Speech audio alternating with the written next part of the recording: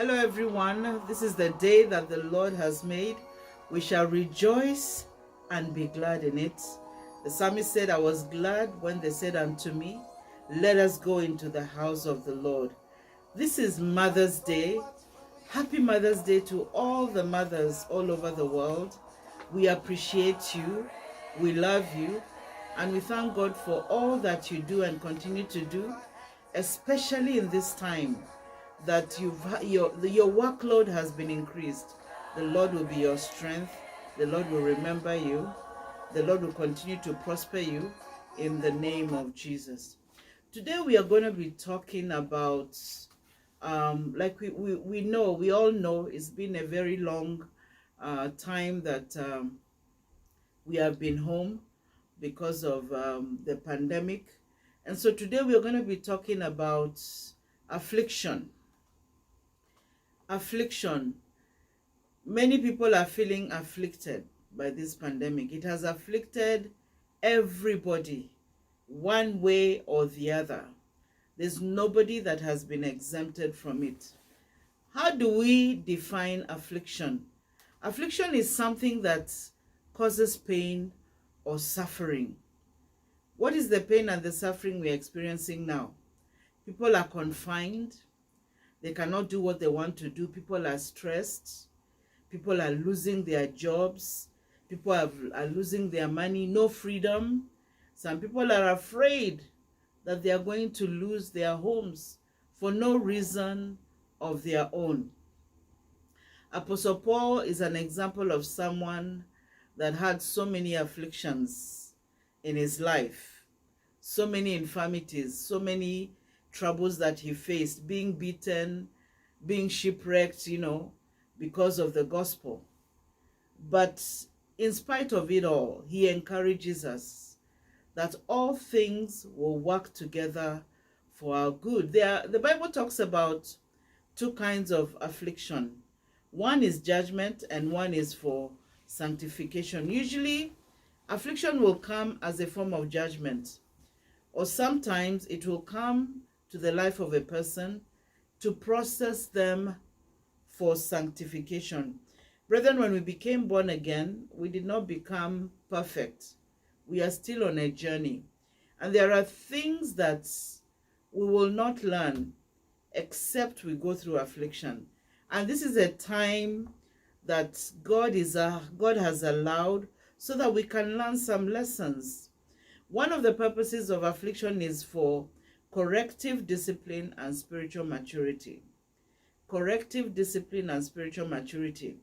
I'm sure this pandemic has shown us where we need to be more disciplined and where we need to correct ourselves and where we need to mature. Psalm 119 verse 67. Psalm 119 verse 67, the Bible says, before I was afflicted, I went astray, but now I keep your word. The word gave direction and redirected the path of the psalmist. In Psalm 119 verse 71, Psalm 119 verse 71, the Bible says, it is good for me that I have been afflicted, that I may learn your statutes.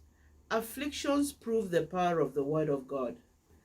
Afflictions proved that if he had not been afflicted, the word of God would not have made sense.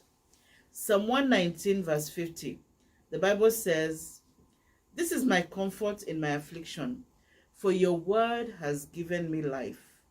And then also Psalm 119 verse 92 says, unless your law had been my delight, I would have perished in my affliction. What is the word of God doing here? It is restoring life. In the time of affliction, the word of God is restoring life. So affliction will cause us to correct ourselves and bring us to maturity. The psalmist said, it was good that I was afflicted so I could learn. There are some things we will not learn except we go through affliction. This is a very good time for us to, I'm sure, many of us have many lessons that we have learned. Things that we were doing before that we will not do. Things that we were taking for granted before that we will not take for granted. So affliction will bring purpose into the forefront. It will bring training. It will bring maturity. It will bring correction into the forefront. Another reason for affliction is sanctification and purification. Like I said earlier on, we are on a journey. We did not become perfect when we got born again. We are still being restored until we become like Christ. 1 Peter chapter 1 verse 6 and 7. 1 Peter 1 verse 6 to 7. The Bible says, "In this you greatly rejoice, though for now for a little while, if need be, you have been grieved by various trials, that the genuineness of your faith, being much more precious than gold that perishes, though it is tested by fire, may be found to praise, honor, and glory at the revelation of Jesus Christ, whom having not seen you love. Though now you do not see him, yet believing you rejoice with a joy inexpressible and full of glory, receiving the end of your faith, the salvation of your souls." Here Peter says that one of the things affliction will do is that it will test the genuineness of your faith. There are some who maybe have been coming to church, but when this pandemic began, they say, no more going to church. They do not even make effort for any kind of fellowship. I mean, even though we are not meeting physically, we have meetings online. So for them, church is closed. So one of the things that affliction like this does is that it shows the genuineness of the faith of somebody, because if your faith is genuine, you will still seek fellowship. You will still seek the word of God. You will still seek to be taught the word of God. At the end of the affliction, we are purified. And at the end, verse 9 says, the salvation of our souls. The salvation of our souls comes through affliction. When we look at Job, he lost everything, but his soul was spared. God worked in such a way that even though he lost everything, he did not allow his soul to perish. And I pray that in this season, this affliction that we are going through, though for a moment, will not cause our souls to perish.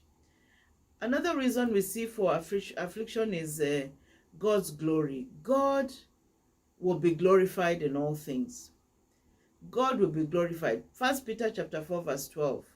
Beloved, do not think it's strange concerning the fiery trial which is to try you, as though something strange has happened to you, but rejoice to the extent that you partake of Christ's suffering, that when his glory is revealed, that you also may be glad with exceeding joy. So as we suffer with Christ, we will also experience his glory with him. And so, what should our attitude be? What should the attitude of the believer be through affliction? Paul said in Romans chapter 8 verse 18, "For I consider that the sufferings of this present time are not worthy to be compared with the glory that will be revealed to us." Paul said that what I am going through cannot compare with the glory that will be revealed. So he persevered. We must learn to persevere when we go through trials, because when the glory comes, it will not be compared to the suffering that we are going through. 2 Corinthians chapter 4 verse 8. 2 Corinthians chapter 4 verse 8, the Bible says, "We are hard pressed on every side, yet not crushed. We are perplexed, but not in despair. Persecuted, but not forsaken. Struck down, but not destroyed." Brethren, we are being persecuted on every angle by this affliction. But we do not give up. We are not crushed. We are not perplexed. God is there with us. He has already told us about these things, that they will happen, but they will not separate us from the love of God. As Romans 8:35 says, "Who shall separate us from the love of Christ? Shall tribulation or distress or persecution or famine or nakedness or peril or sword?" Nothing can separate us from the love of Christ. So whatever we are going through, it should not make us begin to doubt God or begin to wonder if there is a God. You know, God is always there with us. There is a purpose for affliction. The Bible says God will work everything for the good of those who love God, to those who are called according to his purposes. Because we are in the world, we cannot be exempt from what is going on. But God said, even though we go through the affliction, at the end of the day, we will benefit. It will work out in our favor. It will work out for our good.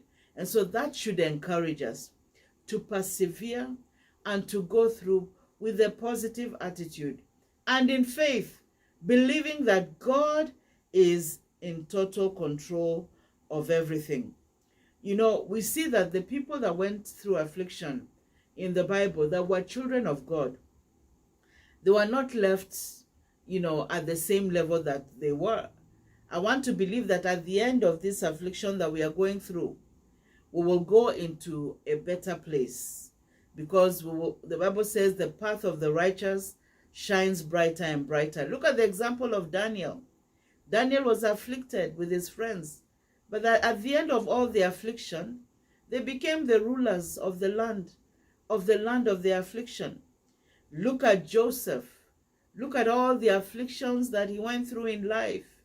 At the end of it, God was working behind the scenes. I want to encourage someone this morning that God is working behind the scenes. Don't look at this as something that, you know, God is bringing in a form of judgment. No. For a child of God, it is a working for your good. God is building you up. God is preparing you for something better. Joseph had to go through all that he went through so he could become a good leader. I remember it was after I became a pastor that I realized what I needed to go through to become you know, a pastor that will be able to care for people. There are certain things, if you don't go through, you will not be able to relate to the congregation. You'll not be able to encourage them. You'll not be able to help them. So Joseph went through serious affliction, but he came out as a wise ruler, as a wise leader, who eventually delivered his whole family and delivered the whole tribe of Israel, for whom the Messiah came out today. Did he know when he was going through the affliction that was the purpose of God? No. God has a much bigger plan for a child of God. Your affliction is not unto death. Your affliction is not to lead you to death. Your affliction is to bring you out stronger, wiser, and better. Look at the example of the children of Israel. They were in affliction for 430 years. The day they came out from slavery into very wealthy people. All the affliction they had gone through had strengthened them, had helped them, and even helped them on their journey that they were going to go through the wilderness. If they had not gone through the affliction, they might not have been strong enough. You know, you can imagine they were walking. There were no private jets then. There were no vehicles. There were no buses. They had to walk. So because they were working so hard in Egypt, when the time came for them to leave, it was easy for them to go. And God did not take them out empty-handed. They came out with everything they had ever worked for. Someone under the sound of my voice is going to come out of this pandemic with everything you have ever lost. In this same pandemic, when some people are saying there's a casting down, there will be a lifting up for you. And I can see God lift you in the mighty name of Jesus. We look at Hannah. Hannah was afflicted with barrenness, you know, and her Peninnah was always on her case, you know, taunting her every day, making her miserable. But by the time God delivered Hannah from her affliction, her son became one of the greatest prophets that ever lived, one whom when he appeared in a city, the kings would be afraid because they didn't know why he was there. They had to be in good books with him because he made kings and he brought them down. And so your affliction is not for you to suffer. God is training you. God is preparing you for something better. And you will come out of it victoriously in the name of Jesus. Let's look at some of the benefits of affliction. It sounds like it sounds like an oxymoron. How can there be benefits to affliction? Um, how can affliction be beneficial? But as we look at scripture, we are going to see that affliction is good. Like the psalmist said earlier on, it was good that I was afflicted so that I could learn your ways. There are some things that if you don't go through, your attitude may not change.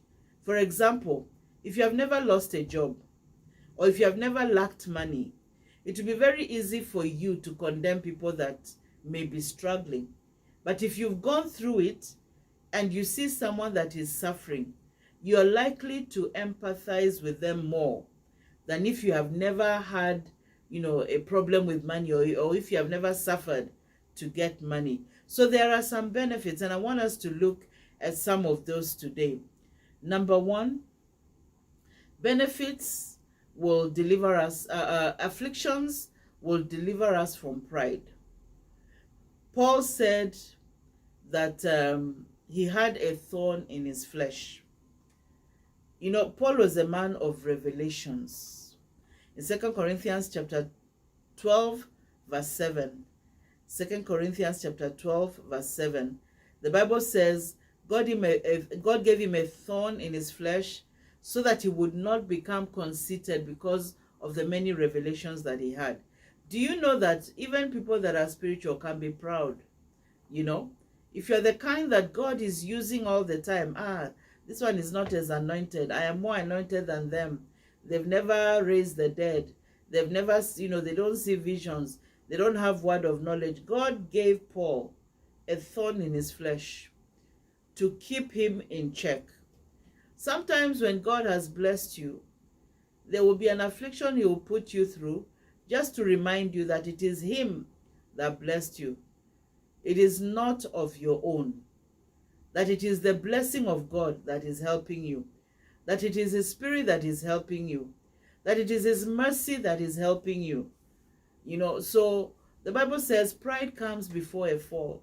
Many times when God has blessed us, we can enter into a form of arrogance, that, you think because you pray, or you think because you fast, or you think because you have perfect attendance in church, or you pay your tithes or everything, that things are working for you. No, God will put you in check. Paul said he used to get so many revelations. So God put this as a check for him so that he does not become conceited. Another benefit of affliction is that it makes us sympathetic and it makes us slow to judge. I've already given the example. If you've never experienced suffering, you'll be so quick to judge people. Like why are those people poor? Can't they go and get a job? Can't they go and do this and that? Meanwhile, you don't understand why they are there. But when you have been afflicted by some things, it makes you more merciful. It makes you not judge people. It makes you be slower to judge people and not to take them at face value and assume that they are lazy, or they don't want to do anything about their situation. So affliction will help us. It will help us it will train our character. It will help us to behave and act more like God towards people. Another benefit of affliction is that it will remind us of our dependence on God and the brevity of life. Brethren, since this pandemic began, so many people have died. I don't know what the numbers are, but every time I hear the news, the numbers have increased, and they keep increasing every day. When we started the year, who would have thought that thousands of people would die, because of a disease? We are in the same pandemic with them, but God has preserved us. It goes to show us that you can be here today, tomorrow you're gone.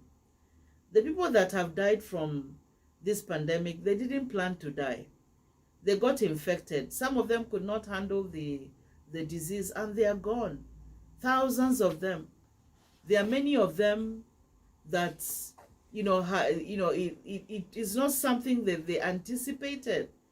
When we shouted Happy New Year at the beginning of the year, we had great expectations for this year. One of them was not to die. We knew that we were going to live. But this reminds us that we need to depend on God. It is not because we are healthy or we are strong. It is the mercy of God that keeps us. It is the life of God that lives through us that is keeping us. So afflictions will teach us to turn back to God. Psalm 25:16, David said, "Turn to me and be gracious to me, for I am lonely and afflicted." We need to turn back to God. In this season, let's remember that it is God's mercy, it is God's help that has preserved us. And may He preserve each and every one of us in this season, in the name of Jesus. And finally, afflictions are opportunities for Christ to display His power in us. When we go through trouble and we overcome, God's power is manifested. Paul said when he asked God about his thorn, God told him, "My grace is sufficient for you. My grace is sufficient for you. For my power is made perfect in weakness." We are not strong. We cannot overcome everything, but the power of Christ in us will preserve us. And so, brethren, I just want to encourage us today. This too shall pass. As it came, so shall it go. Nothing in this life is permanent. But the greatest encouragement as a child of God that you can get out of this season is that God is going to work everything out for your good. You will not come out of this season empty-handed. You will come out with wealth. You will come out stronger, better, closer to God, more dependent on God, and more blessed than you have ever been. Most importantly, your soul will be spared. Your soul will be preserved. And I pray that that will be your portion in this season, in the name of Jesus. Shall we pray? Our Father and our God, we want to thank you. We want to bless your holy name. Thank you for your word, because your word is true. Your word is life. We don't have anyone else but you. Father, anyone that is going through affliction, we pray, oh God, that in your name you will deliver them. That this affliction will not destroy them, but it will make them stronger. It will make them wiser. And at the end of the whole journey, Father, they will be more blessed than they have ever been. In the same way you blessed Job in his latter years, so shall we be blessed. We thank you for your word. Bless it and sanctify it. In Jesus' name we have prayed. Amen. Once again, God bless you. Happy Mother's Day to all the mothers. One of these days we will celebrate you. We cannot celebrate you physically, but I know that the Lord celebrates you, and He celebrates everything concerning you. It shall be well with you.